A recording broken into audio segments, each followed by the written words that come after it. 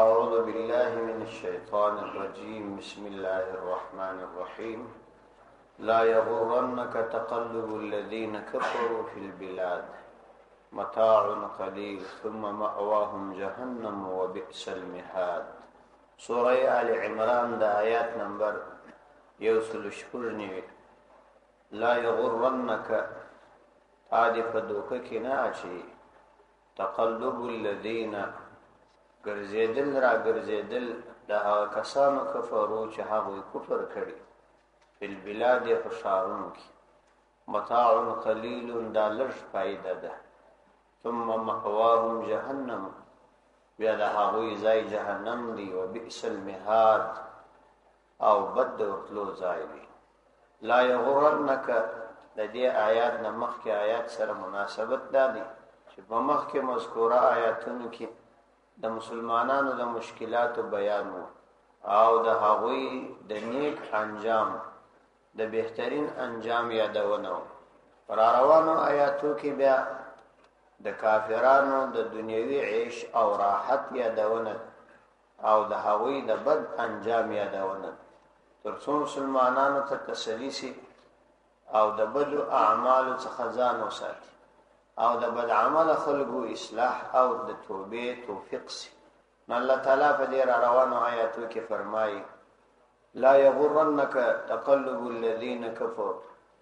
هیڅ کله چې تا په دوکه کې وانه چې ای د حق طلب کوونکې ای طالب حق تا دې په دوکه کې نه چې تقلب اوریدل را اوریدل د کسب او معاش د فارغ د تفریحات او سیر او سیاحت د پاره الذين دعوا کسانو کفروا چاوی کفر کړی دي البلاد بشارونو کې یعنی چې ته د هغوی حالت ته وګورې او د هغوی حالت ته خوندر کې چې هغوی خدا دې دنیوي ترقی کړي تفریحات دي کوي سیاحت دي سیر دي نو د دې په وجه باندې اے د حق طالب یا ای مسلمان مخاطب په دوکه کې مل ویژه چې دا د دوی دغه حالت دي څه خوند درکړي او ته دې هم د دې تلاش وکړي.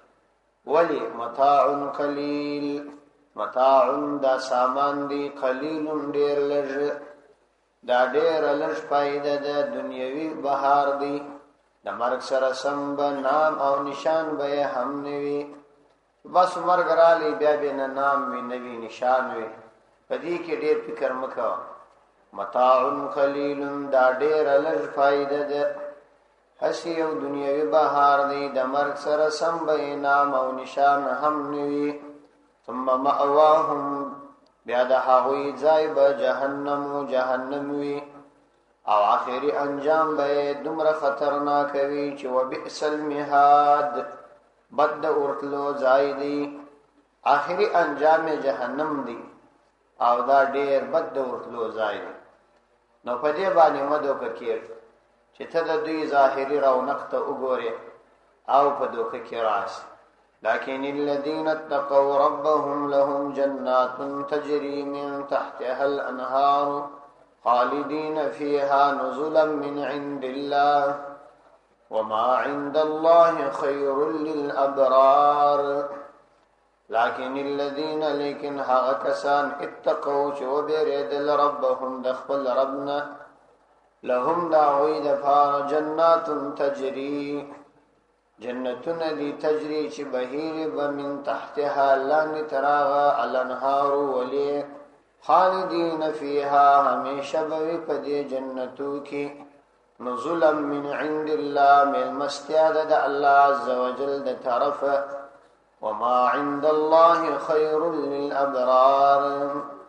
وما هغس عند الله چې د الله سبحانه وتعالى سره دي خير ناغ پزرها و درجه بهتر دي للأبرار د نیکانو لپاره. نو الله عز وجل د کافرانو په مقابله کې د متقینو یادونه کوي چې متقین انسانانو ته خدای عز وجل کوم نعمتونه ورکوي دا د کافرانو تر دنیوي حالت دا په ډیر لوړو درجاتو باندې خیر دي ځکه دا د دنیا اسباب او د دنیا ترقی یو خدا دوام نه لري، بل دا ترقی عارضی وي. ټول اسباب به برابر وي خو انسان به مریض وي، ټول اسباب به برابر وي انسان به سپینږیری ضعیف وي، ټول اسباب به برابر وي خو د انسان زړه به خوشحاله نه وي. نو د دنیا اسباب دی کې خوشحالي نشته، او د آخرت نعمتونه هغه تر دې زیات خیر او الله تعالی هغه د متقیانو لپاره تیار کړي. لكن الذين اتقوا ربهم لهم جنات تجري من تحتها الانهار خالدين فيها. یعنی کله کافرانو کې هم څوک ایمان راوړي تقوا اختیار کوي نو هغه ته الله تعالی د نعمتونو ورکړي. لكن الذين لیکن هغه کسان اتقوا شاغوی و بیردل ربهم دخل رب یعنی مسلمانان سول او فرمان بردار سول لهم جنات تجری من تحتها الانهار خالدین فیها داغوی دفار بجنت نوی چه بهیج بمن تحتها لان تراغا الانهار ولی خالدین فیها دوامدار ببدی نعمتنو کیوی او دا د هغوی د فار نزولا من عند الله من مستعد د الله عز وجل د طرف. لکه ملمته چې په ابتدا کې کوم څور کول کیږي نو صرف مل مستیا به داوي چې الله تعالی به د همیشه د فار هغوی د جنتونو ورکړي. د دې څو ورسته به په نعمتونو کې نور ترقی راځي، نور به ترقی راځي. وما عند الله خير او هغه چې د الله عز وجل سره دی چې جنتونه دي د همیشه اطمینان دي، د همیشه ځواني او ژوند دي. خیر دا بهتر دی للابرار د نیکانو د پاره، د کفارو در څو ورځنی ژوند او د هغوی در عيش او مسرت دا ډیر خیر دی. نو تاسو هغه ته مګوري او مده هغه څه متاثر کیږي. وَإِنَّ مِنْ أَهْلِ الْكِتَابِ لَمَنْ يُؤْمِنُ بِاللَّهِ وَمَا أُنْزِلَ إِلَيْكُمْ وَمَا أُنْزِلَ إِلَيْهِمْ خَاشِعِينَ لِلَّهِ. وَإِنَّ مِنْ أَهْلِ الْكِتَابِ او یقینا بعض اهل کتاب سره لمن اغسوک يؤمن بالله چې الله تعالی باندې ایمان لري، وما أنزل إليكم او په هغه ایمان لري چې تاسو ته نازل کړل شوی دی، وما انزل الیهم او باغ ایمان لري چې دوی ترا نازل کړل شوی دي. خاشعين لله عاجز کون کی الله عز وجل لا يشترون بآيات الله ثمنا قليلا.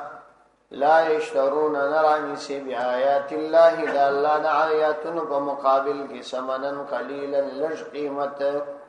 اولئک لهم اجرهم عند ربهم ان الله سریع الحساب. اولئک دا خلق لهم د دوی د فار اجرهم د دوی اجر دی عند ربهم د دوی د رب نزد. ان الله یقینا الله عز وجل سریع الحساب تیز حساب کوونکی دی. په دې آیاتو کې به الله تعالی د هغه اهل کتاب یادونه کوي، په هغه کې به څه صفات ځکه د قران کریم ترتیب او اصول دادي چې هغه په کوم طرف کې د هغه خلکو چې هغه بد خلک وي دا وایي قبیح صفات بیان کړي، نو په بل طرف کې به الله تعالی دا هغه کسان چې په هغه کې بهترین صفات دي دا هغه ښه صفات بیانوي، تر څو چې بد صفاتو خاوندانو نتیجه هم معلومه شي او د ښه صفاتو د خاوندانو نتیجه هم معلومه شي. نو مخکنی آیاتونو کې د اهل کتاب او يهودو زیات قبائح هغه بیان شو. را روانو آیاتو کې بیا د نیک کردار اهل کتاب و مدائح دا بیانېږي. الله فرمایي وان من اهل الكتاب لمن يؤمن بالله او یقینا من اهل الكتاب بعض د اهل کتاب څخه لمن هغه څوک دي یؤمن بالله چې په الله عز وجل باندې ایمان لري، وما انزل الیکم وما انزل الیهم وما په هغه څه باندې ایمان لري انزل الیکم چې تاسو ته نازل شوی دي، یعنی په قران کریم باندې ایمان لري. وما انزل الیهم او په هغه څه ایمان لري چې دوی ته نازل کړل شوی دي په تورات او انجیل باندې. او پر الله تعالی د ایمان او عقیده مطلب دا دی چې خاشعين لله عاجزی کوم کی دی الله عز وجل. مطلب دا چې د الله عز وجل په الوهیت کې دا اعتقاد لري چې د حدود تجاوز نکي، یعنی نه الله تعالی ته اولاد ثابتوي او نه د الله تعالی په احکامو کې افترا کوي. د خاشعين لله دا معنی. لا يشترون بآيات الله ثمنا قليلا، او پر تورات او انجیل چې کوم اعتقاد لري د هغه اعتقاد مطلب به دادي چې لا يشترون غوین اخلی بآيات الله د الله تعالی د آیاتونو په مقابله کې ثمنا قليلا قیمت لږ، یعنی دا دنیا او د دنیا ټول اسباب د الله د آیاتونو په مقابله کې ثمن قلیل دي، نو هغوی دا کارم نکي. لکه بعضی یهودان خو ځانونه د توحید په عقیده باندې معتقدین بولی، لیکن د خدای عز وجل د پاره العیاذ بالله اولاد ثابت دي. او یا ځینې کسان په تورات او انجیل عمل کوونکي ځانونه بولی، هغوی د تورات او انجیل په احکامو کې افترا کوي، نو داسې نه دي. اولئک لهم اجرهم عند ربهم، نو دغه خلق لهم د دوی د پاره اجرهم د دوی اجر دی عند ربهم د دوی د رب په نزد باندې. ان الله یقینا الله عز وجل سریع الحساب، جر حساب کوونکی دی. یعنی په دې ټولو کې دا ټول اعمالو کې چې الله تعالی دوی ته اجر ورکړي، په دې کې څه ځند ناراضي چې دا اجر به دوی ته څو کاله بعد ورکول کېږي، بلکې دا اجر به فورا الله ورکړي، ځکه الله تعالی تیز حساب کوونکی دی. هغه د بندگانو ثواب او عقاب نه ځنډي. یا ایها الذین آمنوا اصبروا وصابروا ورابطوا واتقوا الله لعلكم تفلحون. یا ایها الذین آمنوا اے د ایمان خاوندانو اصبروا صبر وکي، وصابروا او په جهاد کې محنت وکي، ورابطوا او مرابطه وکي، واتقوا الله د الله عز وجل ثوابيږي لعلكم تفلحون شاید تاسو کامیاب شئ. یا ایها الذین آمنوا دا د مخکنی ټول سورۃ آل عمران خلاصه ده. په سورۃ آل عمران کې مقصودی څلور مسائل راغله. د توحید مسله، د رسالت مسله، او د جهاد مسله، د انفاق مسله، د خدای په لار کې د مال نه پک کولو مسله. نو هغه مسائل تفصیلی تیر شو. یا ایها الذین آمنوا او اتقوا الله کی توحید ته اشاره ده. اصبروا کی رسالت او اعمال صالحه ته اشاره ده. او فصابروا ورابطوا کی جهاد ته اشاره ده. واتقوا الله لعلكم تفلحون کی د آخري نتیجې طرف ته اشاره ده چې په دې سره به تاسو ته د فلاح او کامیابی په لاس درځي. یا ایها الذین آمنوا اے د ایمان خاوندان، دا امر د ایمان خاوندان لري. هغه کسان چې هغه ایمان راوړي هغه ته الله عز وجل دا امر کوي اصبروا، تاسو صبر وکړئ. صبر په لغت کې ځان را بندول ته وایي، او په اصطلاح کې د شریعت د نفس په خلاف چې کوم کارونه خپل ځان پر هغو کارو باندې مضبوط او سول دې ته صبر وایي. د طبیعت خلاف او د انسان د خواهشاتو خلاف چې کوم کار وي پر هغه باندې خپل نفس کنټرولول او راګرځول دې ته صبر ویل کی. صبر په درو قسمو باندې دی. یو صبر علی المصیبت دی. صبر علی المصیبت دا معنا چې کله یو چاته مصیبت پیښ شي او یو پریشانی ورته راشي، نو دای په دې کې د حدود څخه ونوځي. مثلا الله عز وجل څنګه ورته فرمایلی دي، د الله پیغمبر چې څنګه ورته فرمایلی دي، هغه ترتیب باندې عمل وکړي، تر هغه زیات تجاوز ونه کړي. یعنی د غم او د پریشانی نسبت الله تعالی ته وکړي چې دا د الله تعالی تقدیر دی او زما په ارتباط الله تعالی لیکلیو، دا وداسې کېدلای کما هر څنګه کړی وای، نو صبر دی وکړي. ځکه پیغمبر علیه الصلاۃ والسلام صابرینو د پاره د لوی اجر یادونه کړې ده، او هغه کسان یې د خپل امت نه نشمیرلي چې هغه غم کوي. پیغمبر علیہ السلام فرمایي لیس منا من ضرب الخدود وشق الجيوب ودعا بدعوة الجاهلية. هغه څوک زموږ څخه نه دي، یعنی زما په امت کې نه دي شمار، او یا دغه اعمال زما د اعمالو سره نه دي. ضرب الخدود چې هغه د غم او مصیبت په وخت کې باړخوګان وهي، مخ ته چپلاخي ورکي. وشق الجيوب او ګریوانونه سيري یا سر او رشتان نشکی. او ودعا بدعوة الجاهلیه، او د جاهلیت پر رقم باندې خبرې کی. دا د جاهلیت خبرې یعنی الله تعالی په شان کې داسې خبرې چې کوپر ته سړی رسي، دا زموږ امت نه دی، بلکې دا یو غلطه طریقه را انتخاب کړې ده او را ایستلې. نو اول دې ته صبر وایي، صبر علی المصیبه، پر مصیبت باندې صبر کوه. او دوم قسم صبر چې دی صبر عن المعاصی دی، صبر د معاصی څخه کول، یعنی ستا نفس د دې خواهش کوي چې کوم ګناه وکي ته د خپل نفس دې را منع کی. دې توای صبر عن المعاصی، د ګناهونو نه ځان را منع کول. هرې ګناه ته د انسان نفس دا میلان لري، ځکه د نفس طبیعت دا دی چې هغه عمل چې هغه نفس ته خوند ورکوي هغه وکي.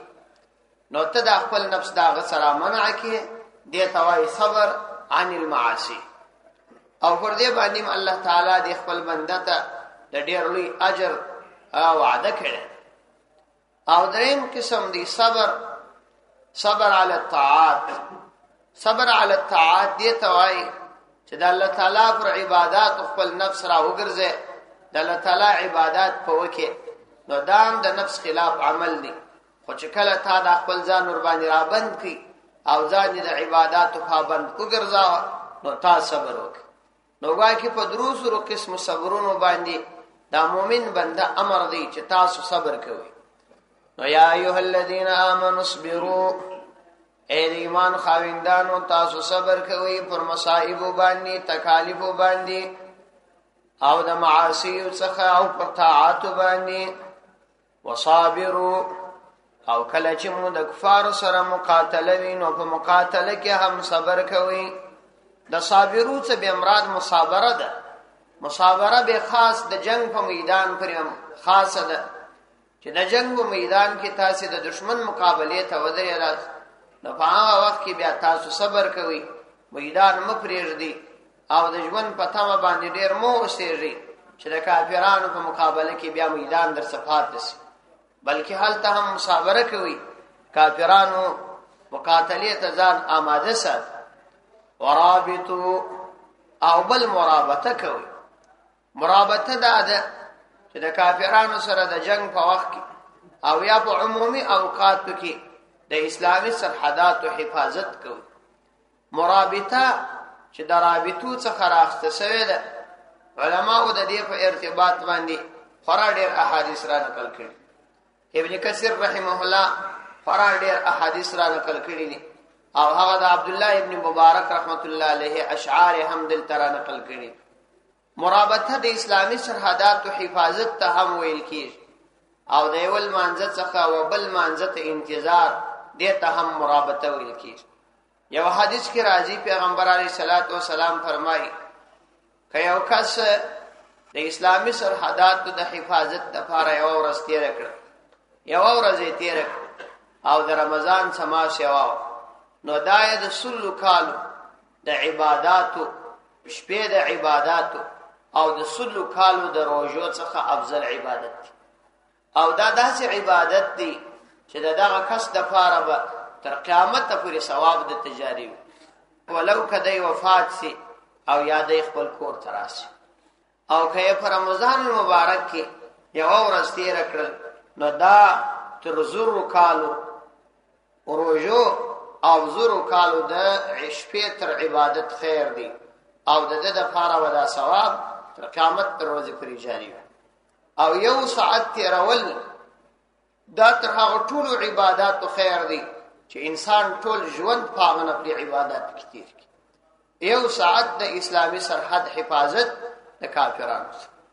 مفتی محمد شفیع صاحب رحمت الله علیه لیکلی دي چې اصل کې د دې وجه دا ده چې نور ټول عبادت پر دې موقوف دي. د ټول عبادتو د پاره دا ضروری ده چې مسلمانان په خپل عبادتو کې آزاد وي او هغوی په اطمینان او په امن، او مسلمان ته یوازې امن او اطمینان په جهاد راځي. د جهاد نماز او په بل هیڅ اطمینان نشي. نو دغه کس و دوی ته اطمینان ورکي، نو څومره عبادت چې کیږي د دې ګردو حصہ دا د حصہ پکشي کیږي.